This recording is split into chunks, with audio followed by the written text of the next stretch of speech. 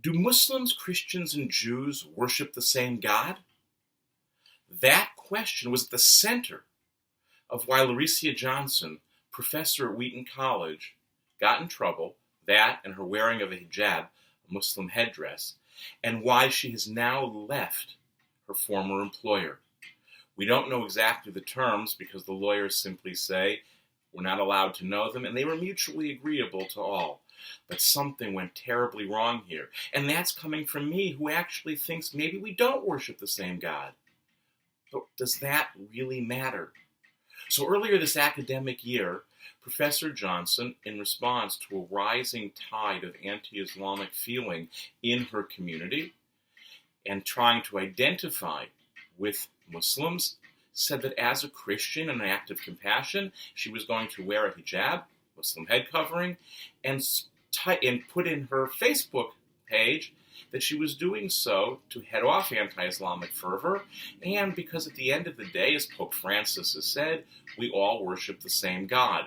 The college immediately got angry and said, oh no, we do not. Now look, without getting into the details of Trinitarian faith versus non-Trinitarian faith, and even holding out the idea that in some real way we do not worship the same God, that the conception that different traditions have of God is so fundamentally different. You could actually say each is worshiping a different God, but there's two caveats to that. That would be true of any two believers, because no two people are exactly alike in their conception of God. And more importantly, that's all from a human perspective.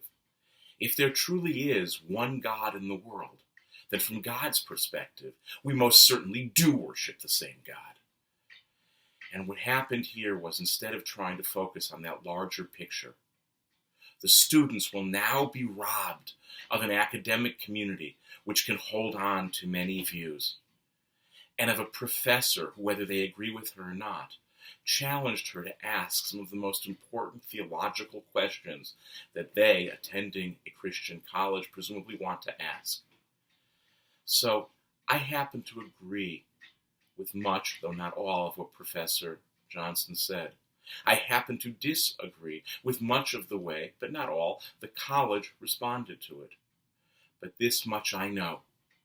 If we want to live in a healthier world, whatever we think about Wheaton College's administration or Professor Johnson's actions, we better find ways in which it is safe and secure to describe a way of views and challenge each other on the big questions like whether we do or we don't worship the same God.